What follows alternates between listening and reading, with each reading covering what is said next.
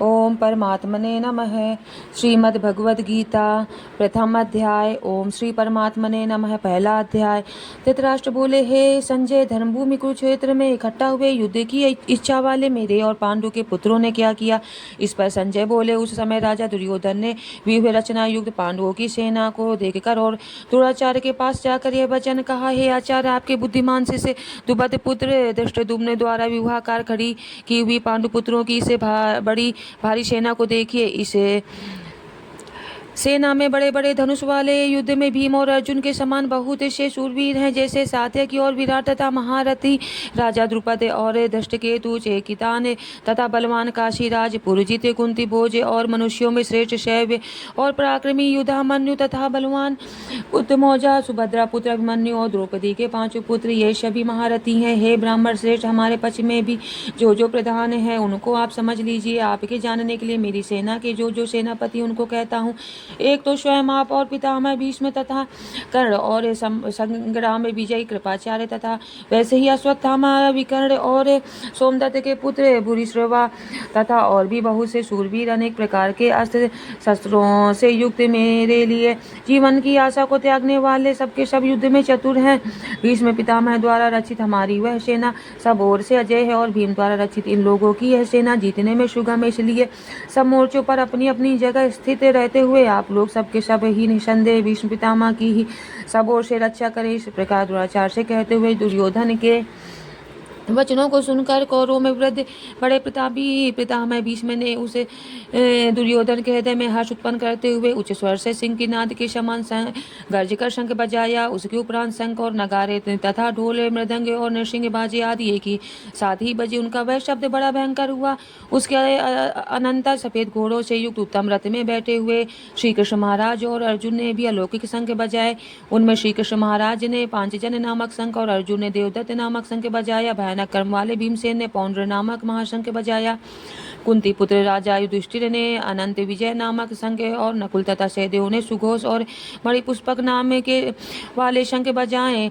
श्रेष्ठ धनुष वाले काशीराज और महारथी शिखंडी और धृष्टद्युम्न तथा राजा विराट और अजय सात्यकी तथा राजा द्रुपद और द्रौपदी के पांचों पुत्र और बड़ी भुजा वाले सुभद्रा पुत्र अभिमन्यु, इन्हें सब ने हे राजन अलग अलग शंख बजाए और उसे भयानक शब्द ने आकाश और पृथ्वी को भी शब्दमय करते हुए धृतराष्ट्र पुत्रों के हृदय विदीर्ण कर दिए। हे राजन, उसके उपरांत कपिध्वज अर्जुन ने खड़े हुए धृतराष्ट्र पुत्रों को देखकर उस शस्त्र चलाने की तैयारी के समय धनुष उठाकर श्री कृष्ण महाराज से यह वचन कहा, हे अच्युत, मेरे रथ को दोनों सेनाओं के बीच में खड़ा करिए, जब तक मैं इन स्थित हुए युद्ध की कामना वालों को अच्छी प्रकार देख लूं कि इस युद्ध रूप व्यापार में मुझे किन किन के साथ युद्ध करना योग्य है।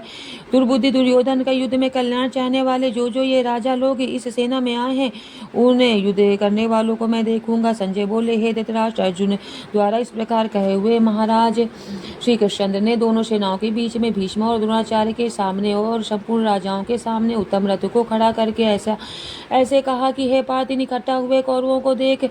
उसके उपरांत प्रतापुत्र अर्जुन ने उन दोनों ही सेनाओं में स्थित हुए पिता के भाइयों को, पितामहों को, आचार्यों को, मामों को, भाइयों को, पुत्रों को, पौत्रों को तथा मित्रों को, ससुरों को और सुहृदों को भी देखा। इस प्रकार उन खड़े हुए संपूर्ण बंधुओं को देखकर वे अत्यंत करुणा से युक्त हुए। कुंती पुत्र अर्जुन शोक करते हुए यह बोले, हे कृष्ण, इस युद्ध की इच्छा वाले खड़े हुए स्वजन समुदाय को देखकर मेरे अंग शिथिल हुए जाते हैं और मुख भी सूखा जाता है और मेरे शरीर में कंप तथा रोमांच होता है तथा हाथ से गांडी में धनुष गिरता है और त्वचा भी बहुत जलती है तथा मेरा मन भ्रमित सा हो रहा है, इसलिए मैं खड़ा रहने को भी समर्थ नहीं हूँ। हे केशव, लक्षणों को भी मैं विपरीत ही देखता हूँ तथा युद्ध में अपने कुल को मारकर कल्याण भी नहीं देखता। हे कृष्ण, मैं विजय नहीं चाहता और राज्य तथा सुखों को भी नहीं चाहता। हे गोविंद, हमें राज्य से क्या प्रयोजन है अथवा भोगों से और जीवन से भी क्या प्रयोजन है, क्योंकि हमें जिनके लिए राज्य, भोग और सुखादिक इच्छित है वे ही यह सब धन और जीवन की आशा को त्याग कर युद्ध में खड़े हैं, जो कि गुरुजन, ताऊ, चाचे, लड़के और वैसे ही दादा, मामा, ससुर, पोते, साले तथा और भी संबंधी लोग हैं। इसलिए हे मधुसूदन, मुझे मारने पर भी अथवा तीनों लोग के राज्य के लिए भी मैं इन सबको मारना नहीं चाहता। फिर पृथ्वी के लिए तो कहना ही क्या है। जनार्दन, धृतराष्ट्र के पुत्रों को मारकर भी हमें क्या प्रसन्नता होगी, इन आत्ताइयों को मारकर तो हमें पाप ही लगेगा। इससे हे माधव,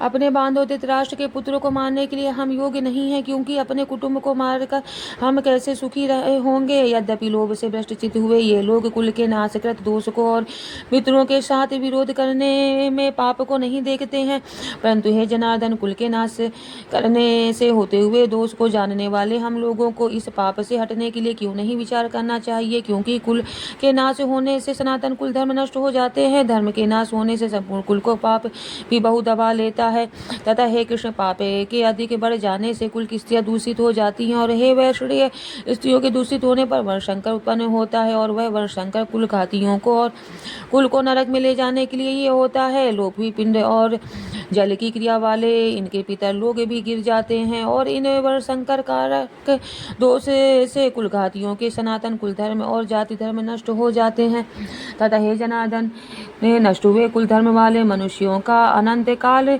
तक नरक में वास होता है, ऐसा हमने सुना है। आहो, शोक है कि हम लोग बुद्धिमान होकर भी महान पाप करने को तैयार हुए हैं, जो कि राज्य और सुख के लोभ से तथा अपने कुल को मारने के लिए उद्यत हुए हैं। यद्यपि मुझे शस्त्र रहित न सामना करने वाले को शस्त्रधारी धृतराष्ट्र के पुत्र रण में मारे तो वह मरना भी मेरे लिए अति कल्याणकारक होगा। संजय बोले, रणभूमि में शोक से उद्विग्न मन वाले अर्जुन इस प्रकार कहकर बाण सहित धनुष को त्याग कर रथ के पिछले भाग में बैठ गए।